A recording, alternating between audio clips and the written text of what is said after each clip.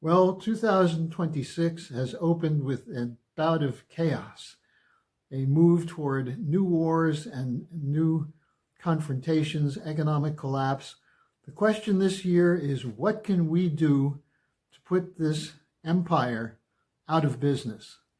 I'm Harley Schlanger from the LaRouche Organization with your daily video update for January 5th, 2026. This new year has arrived with an escalation of the crises that were there at the end of last year. And it's not surprising, because the attempt by the Anglo-Americans through the City of London is to sustain wars and chaos, to focus people on an enemy image so they won't acknowledge or recognize that the real enemy is the financial system, the corporate cartels, and the political parties they own. So let's start with this danger of war, because this is the first thing you see as the year opened.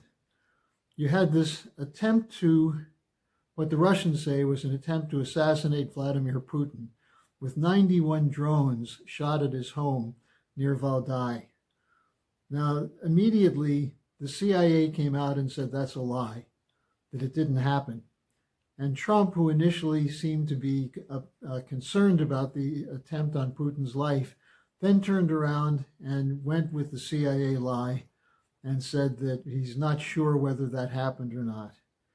Now, the obvious point is that the Russians presented evidence that the drones that were used had targeting mechanisms that had been done, the targeting done by the CIA, and they presented that to the United States.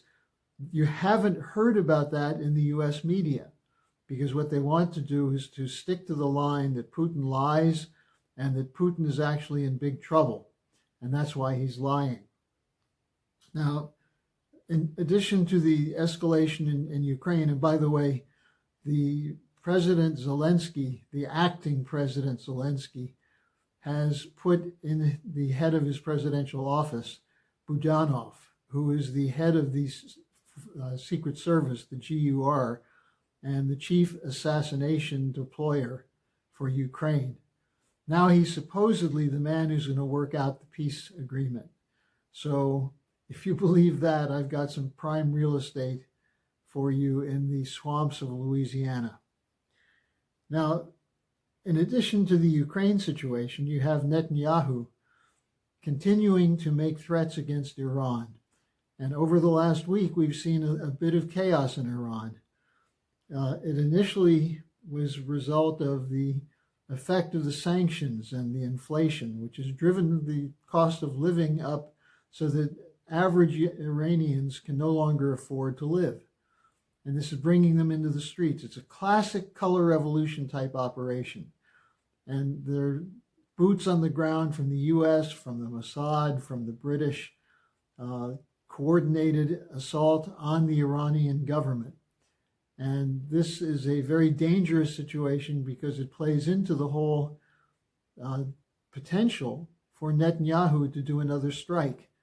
Remember, he just met with Trump, and one of the things he tried to do is to convince Trump that the US must support Israel to defeat Iran, just as Netanyahu was involved in overturning the Assad government in Syria, Gaddafi in Libya, and Saddam Hussein in Iraq.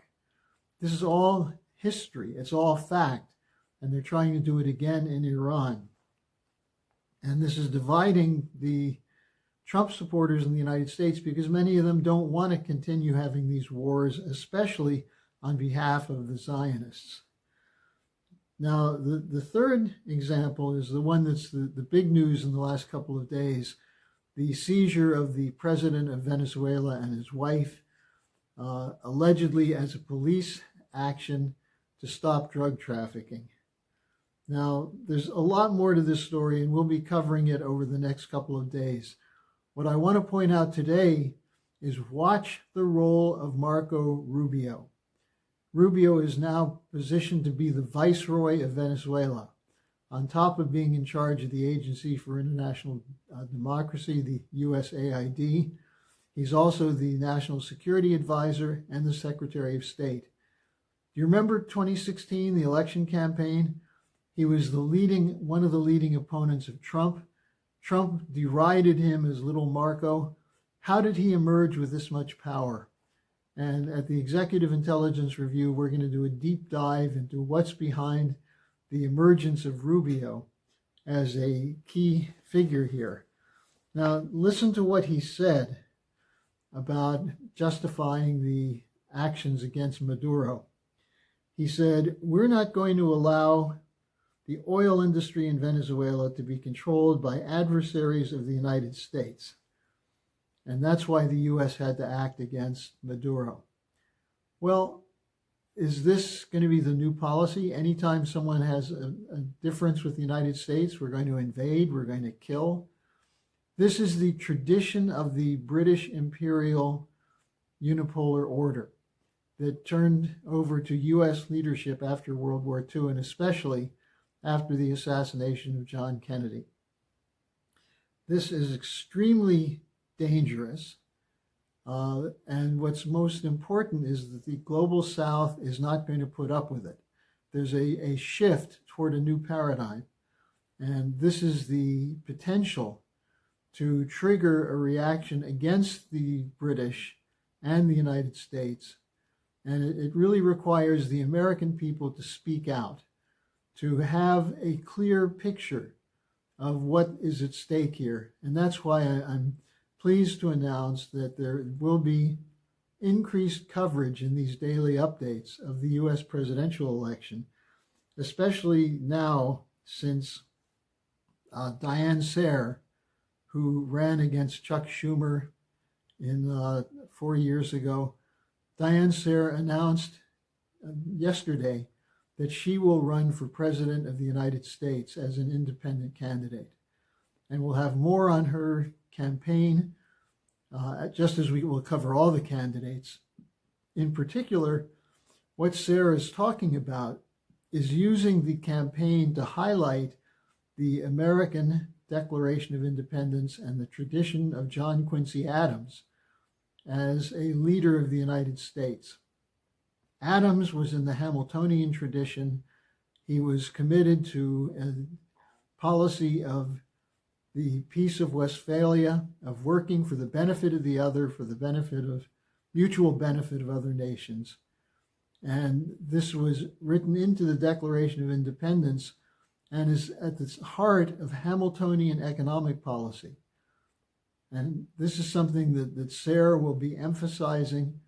The Hamiltonian economic policy, including credit, including innovation, including infrastructure, is the key to the new development paradigm that's coming into existence around the BRICS and the Shanghai Cooperation Organization and so on. And it's essential that this not be covered up.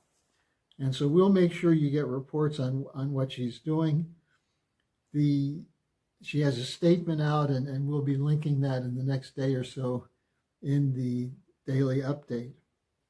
Now, importantly, you can come to our site every single day to get an update, to get the real picture of what's going on, not the spin, not the public relations, not the lies, and not the censorship, but to get a sense of what the real fight is. We have to have a voice in the United States which speaks in coherence with the moves toward this new paradigm in the global South. In fact, the U.S. should be an ally of the BRICS, of Russia, China, South Africa, India. This is the potential for the future. This is what LaRouche identified back in the 1990s as the way out of the danger of a nuclear war that's being manipulated on behalf of the City of London. The establishment is lying and censoring. Why? Because they're afraid of you. They're afraid if you know the truth, you'll rally behind the LaRouche movement to make sure that the new paradigm is brought into existence.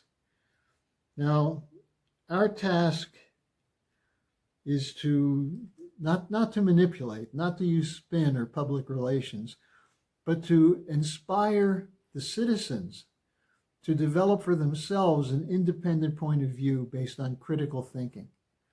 And it's the kind of critical thinking that led to the American Revolution, led to the drafting of the Declaration of Independence 250 years ago this year. And that's what Diane Sayre and her campaign will be emphasizing. We'd encourage other candidates to do the same. The problem is virtually every other candidate is under the control of the Uniparty, whether it's the Zionists, whether it's the banking establishment, whether it's the corporate cartels.